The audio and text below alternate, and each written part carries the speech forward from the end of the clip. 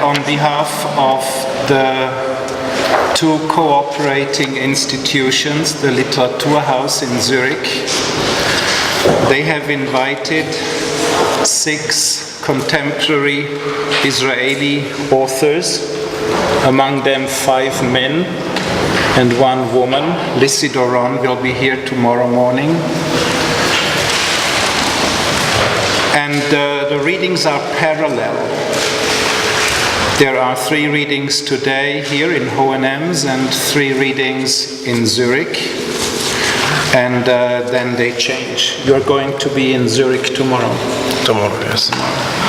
First of all, I want to welcome you. It's a pleasure to have you here for this evening. And then I'd like to welcome you as our main guest tonight. Thank you. Said Kashua.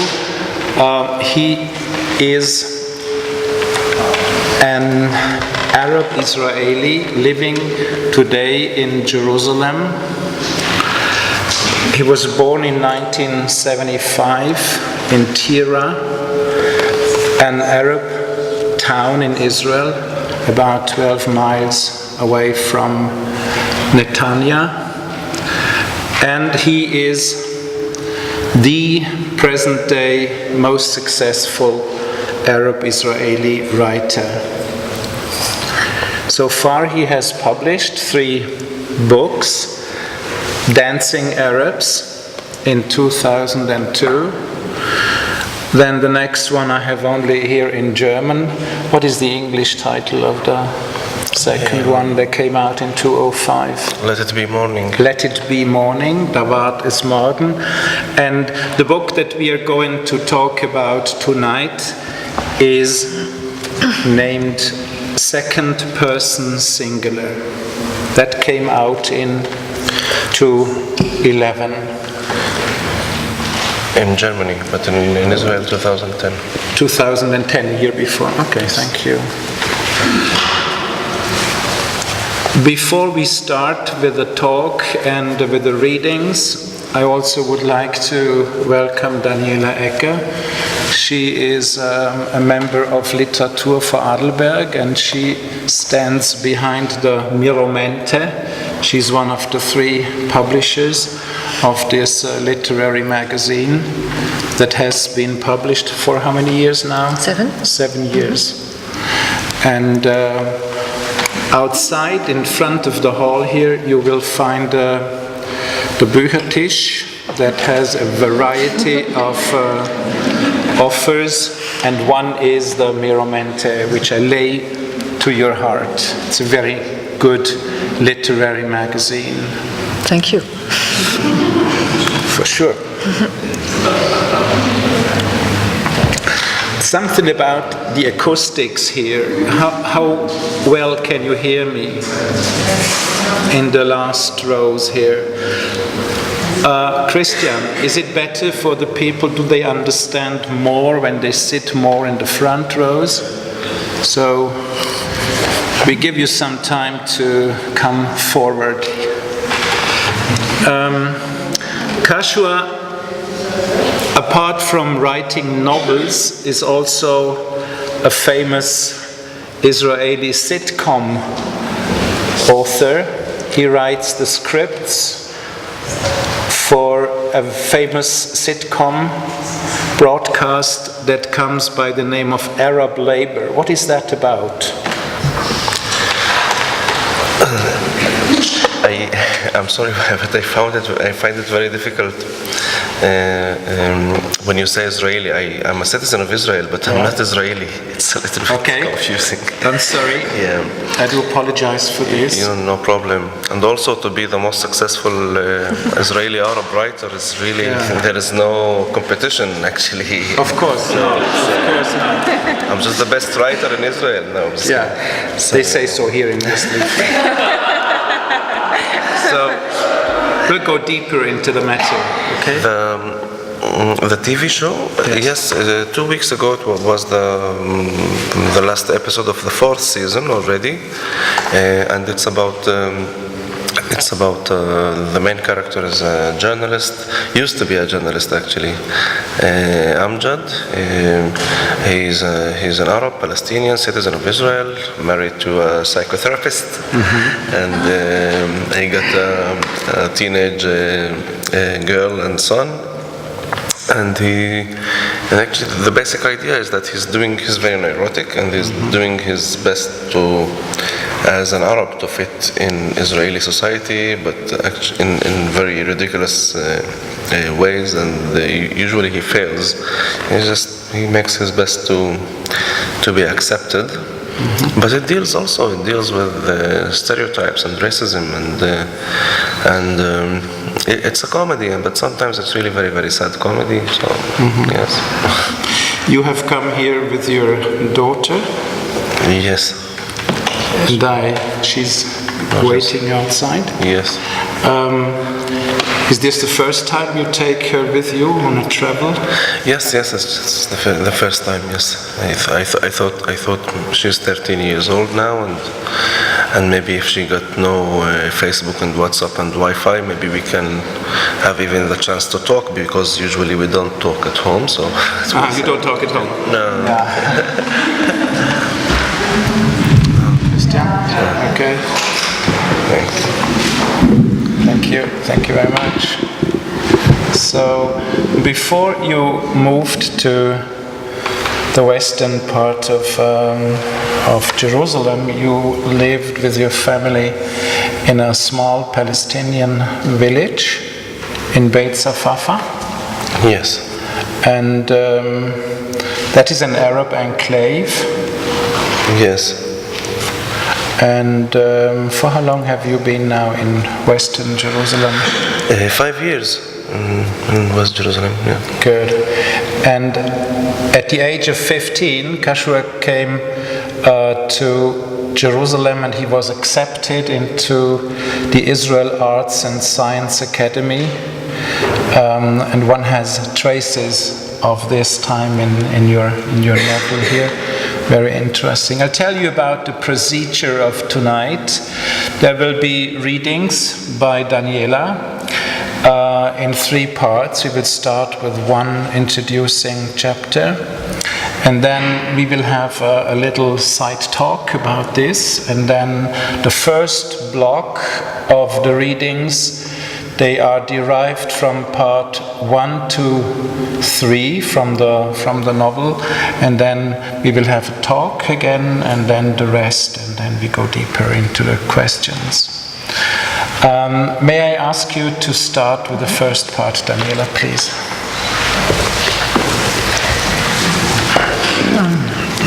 Schule. Der Rechtsanwalt kontrollierte, ob seine Älteste auf dem Rücksitz seines schwarzen Mercedes angeschnallt war, und seine Frau befestigte den Kindersitz für das Baby in ihrem blauen Golf. Außer donnerstags war es seine Frau, die die Kinder wegbrachte. Das Mädchen zur Schule, das Baby zum Haus der Tagesmutter, das nur 2 Minuten Fahrtzeit von ihrem Haus entfernt lag. Doch donnerstags fürchtete sie, zu spät zur Teamkonferenz ins Büro zu kommen, und so teilten sie sich die Aufgabe. Die Frau des Rechtsanwalts drückte auf den Knopf der kleinen schwarzen Fernbedienung an ihrem Schlüsselanhänger, und das elektrische Tor öffnete sich. Sie kam zum Auto ihres Mannes und winkte der Tochter zum Abschied zu. »Bye«, sagte sie auch zu ihrem Mann, stieg in ihr Auto und fuhr als Erste vom Carport. Sie drehte sich noch einmal um, winkte und lächelte ihrem Mann dankbar zu. Der Rechtsanwalt nickte und stieg nun selbst ins Auto. Seinem Selbstbild nach war er ein hilfsbereiter Ehemann, der seine Frau bei ihren Aufgaben unterstützte. Außer dass er donnerstags die Tochter zur Schule brachte, beteiligte er sich allerdings nicht an der Versorgung der Kinder oder der Hausarbeit. Doch auch die Kleinigkeiten, wie das Mädchen zur Schule zu fahren oder manchmal etwas früher aus dem Büro zu kommen, empfand er als beachtliches Opfer, auf Kosten seiner Karriere. Beide wussten, dass das Gehalt seiner Frau, die als Sozialarbeiterin angestellt war, in keinem Verhältnis zu seinen Einnahmen stand. So etwas erwähnte er ihr gegenüber nie. Aber einmal hatte ein Freund, ein Steuerberater und zugleich der Mann, der sich um seine Finanzen kümmerte, ihm erklärt, dass sie über ein höheres Familieneinkommen verfügen würden, wenn seine Frau aufhören würde zu arbeiten. Okay, Daniela. What Daniela read in German now is originally written in Hebrew. You write your stories in Hebrew. Why in Hebrew? I don't have Arabic fonts in my computer, but no, it's really a very complicated question, and I think there are many reasons. I guess the major reason now is I'm afraid that Hebrew is the only language that I can use for writing, and I never wrote in Arabic. And I think it started with my parents sending me to this Israeli Jewish boarding school when I was 15 years old, and it was the first time that in my life that I saw a library. It was in that school, and there are really many reasons, I guess, but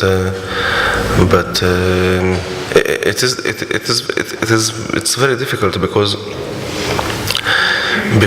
at the beginning when I published my first novel, I was not that much aware of how complicated it can be using the enemy's language, let's call it, or using Hebrew. Because the Arabic language is holy for the Palestinians who remained in Israel and became citizens of Israel after 48. It's not only holy because it's the language of the Quran, but also for national reasons and identity reasons. Yeah. Actually, after 48, when we were disconnected from the rest of the Arab world, the Arab language was the immediate tool for at least for few intellectuals who remained inside in Israel, usually belonging to the Communist Party. It was the immediate and only tool to keep the Arab identity and nationality. Mm-hmm. And the same thing goes with Hebrew. Hebrew is not holy because it's the language of the Bible, and actually Hebrew that we are using now for literature is nothing to do with the language of the Bible that much. It's holy, and it's because of Zionism and establishing the new Jew and owning the land and creating a nation. So it's really very complicated. But to be honest, if you are an Arab Palestinian citizen in Israel, there is nothing much to do if you write in Arabic. I have really very few friends who insist on writing in Arabic because it's the culture, and it's very, very difficult. There are no real publishing houses, and there are no real big bookstores. So usually they print something like 500 copies, and usually they send them from knocking on doors in the neighborhood. So it's very difficult. And the language that you dream in and think, is that also Hebrew? I dream in pictures, I guess, usually illegal pictures, but I have a very strong feeling that because I've been asked always by Israelis in what language you dream. There's a very famous song in Israel that Balayla Balayla ani Hohenems Besfaradit, like this Argentinian singer, he says that in the night I dream in Spanish, it's called. So like this is your identity. So to be honest, I tried for many years just like to convince myself before going to bed that this night I'm going to dream, and this time I'm going also to remember in one language I dreamt. So I've been trying that for the last 20 years and I have no idea. I have a very strong feeling that when Jewish people are chasing me, I beg for my life in Hebrew, and when it's Arabs, I beg for my life. Actually in Hebrew it works better also when Arabs are. But I do think, according to my wife, she's into psychology, and and I do agree with her that I think that dreams are more prayer than translating. That if you are in mentally healthy, you can choose to translate your thoughts. That thoughts are first of all feelings that you choose to translate. And I never felt when I write in Hebrew that I'm translating my thoughts from Arabic to Hebrew. The only the only places or the only sentences that I feel disturbed writing in Hebrew, it's when I know very well that I'm now writing dialogues from my grandmother, for example, and I know exactly how it should be said in Arabic. That's the reason that I use many words in Arabic also writing in Hebrew. And we should understand because when we talk about Arabic, it's different. There is the Palestinian dialect, which is my mother tongue, and it's not a dialect. If you are aware about the literature Arabic and the spoken Arabic, it's very different. So that's the language, but you cannot use the Palestinian dialogue in order to write any literature. The literature Arabic you actually study at school, just like Hebrew. So it's not using your mother tongue. So I have a feeling that yes, I choose to translate my thoughts to Hebrew because of my jobs and my writing. Thank you. Good. I would suggest we continue with the reading. Let me first inform you about the structure of the novel. It consists of 7 parts. And it has got 2 parallel love stories, I would say, for the beginning, 2 stories. One is the story of a lawyer and his family who live in Jerusalem. He's a lawyer on King George Street. And the second story is the story of Amir, a social worker who becomes